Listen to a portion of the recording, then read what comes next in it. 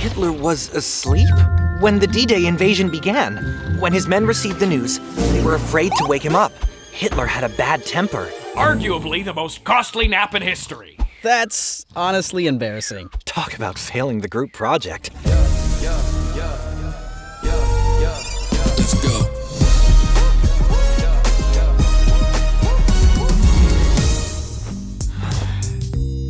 The first day of school. I've been waiting all day to hear about it. Well, my chances of being the starting quarterback are looking pretty good. That's the good news. Am I missing something? We've got this giant group project due at the end of the month, and we got paired with these two random kids. Yeah, those random kids are responsible for 50% of our grade. How am I supposed to put that much trust in someone I don't even know? Oh, this is a classic dilemma. D-Day. Wait, what? I thought we could at least hope for like a C+.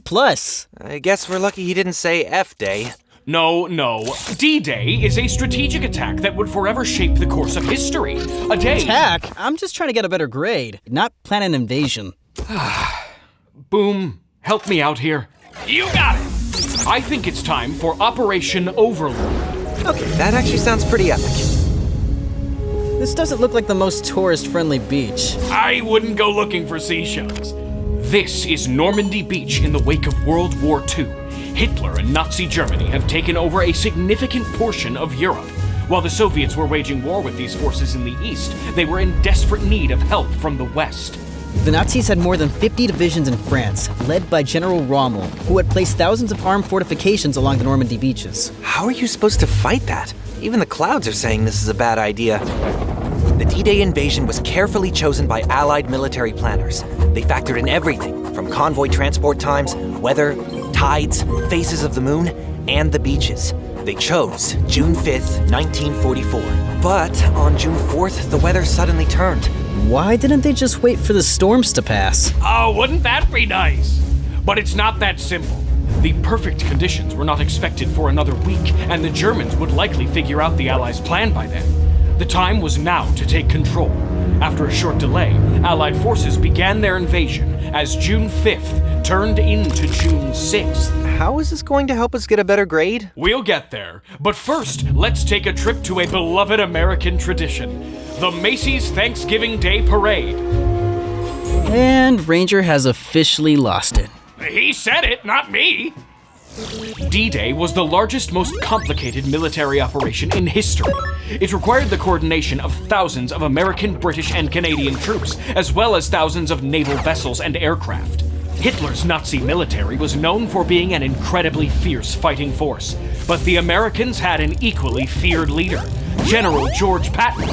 Before the Allies could make a move on Normandy Beach, they needed to create a diversion that would relocate Rommel's lethal divisions. The Germans sent spies to shadow Patton.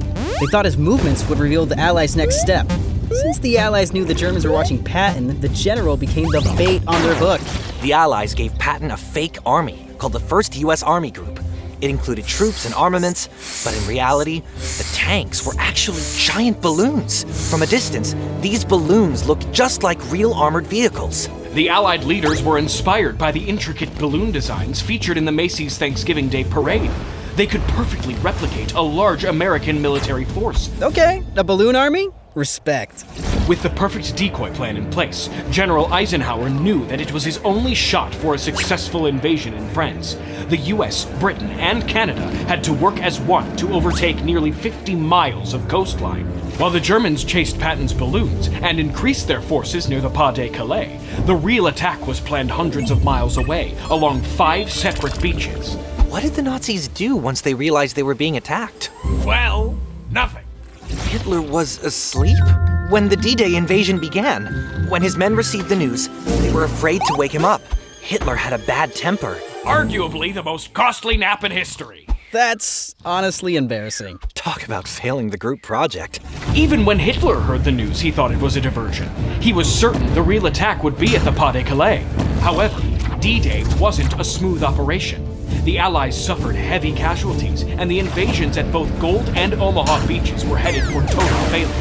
When all hope seemed lost, naval commanders made a call that no one expected. Pushing their destroyers within 1,000 yards of the shore, they knew the risk of getting stranded, but they needed their weapons to reach the beach. The bold move paid off. Over the next 6 days, the 5 beach invasions linked forces and pushed inland. 8 more divisions came to shore.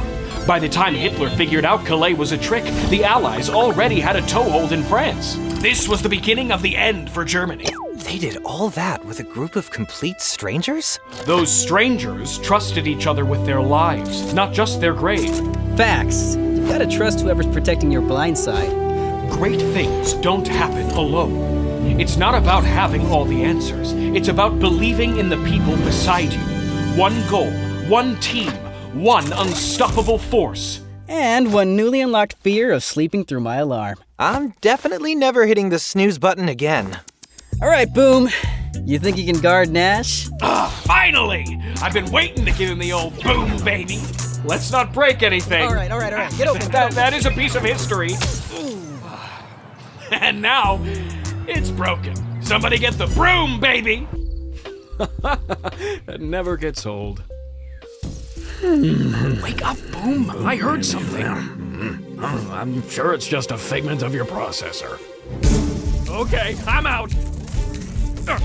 Show yourself, intruder. Ooh, he's a quick one.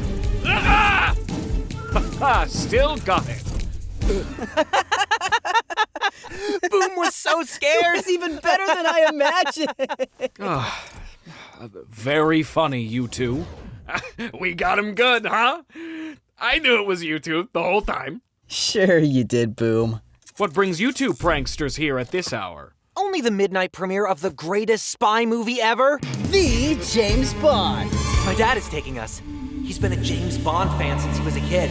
He loves the one where Bond went to a moon base. The name is Boom.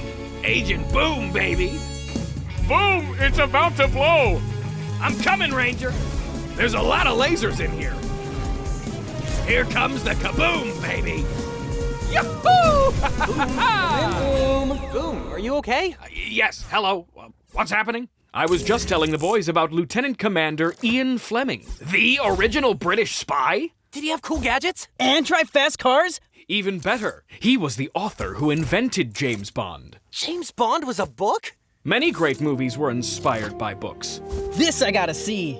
Oh, Boom! Watch out, people. Here we go. It smells like a locker room in here. Indeed. We are roughly 400 feet below the surface, just off the coast of Spain. Wait, we're in a submarine? The HMS Seraph, to be precise. This is so rad. That's one funny-looking torpedo. That's no torpedo.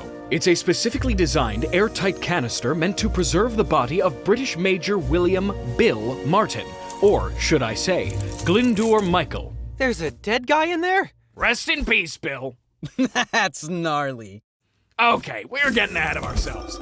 When the Allies took control of North Africa, both sides figured the next stop would be Sicily. But if the Axis forces knew the Allied invasion was coming, they would beef up their resistance.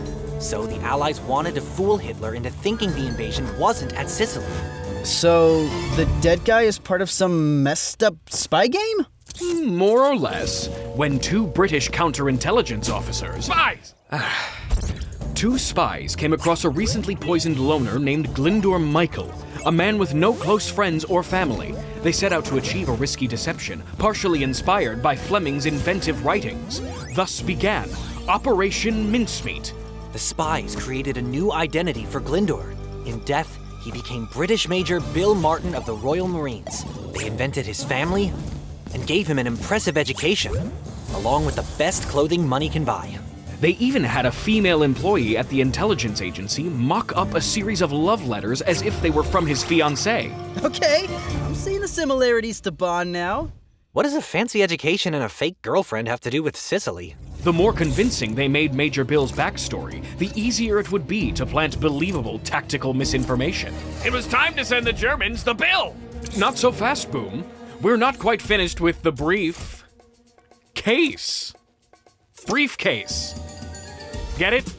His funny bone must be sold separately. The briefcase had to be convincing. It held various fake personal items like stamps, keys, a cross, and even an overdraft statement. Then came the really important documents.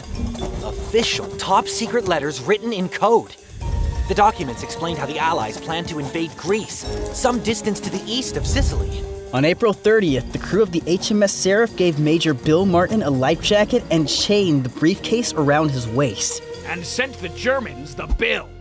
Not exactly. Handing Bill and his briefcase directly over to the Germans may have been too obvious. The Spanish were neutral, but the British suspected that they would turn over the documents to the Nazi spies for political favor. The official documents were taken to the German embassy in Spain, where they were copied and replaced in their original envelopes. Whoa, I can't even open a birthday card without tearing the envelope. The Spanish returned the briefcase to Great Britain, but Ian Fleming and his fellow agents were able to determine that documents had been copied. They sent a secret message to Winston Churchill when they learned the Germans had moved their forces out of Sicily and into Greece. Mincemeat, swallowed whole. Operation Mincemeat wasn't just a clever trick. It saved tens of thousands of lives. With the enemy focused on Greece, the Allied invasion of Sicily was a tremendous success, bringing them one step closer to ending the war for good. That was awesome! Before there was Bond, there was Bill! Some of the most inspirational stories can be found throughout the pages of history. Perilous tales of sacrifice and courage, critical moments where strategy and intellect prevailed. That's my dad. You ready, Zane? Let's do this! I can't wait to tell my dad about Bill. Sorry about the snake, guys. No apology necessary. I wasn't scared. You're right. You were utterly terrified. That's not how I remember it. Woo! Baby. They programmed me with a startle reflex. I wasn't actually scared. And don't forget to subscribe. Boom, baby!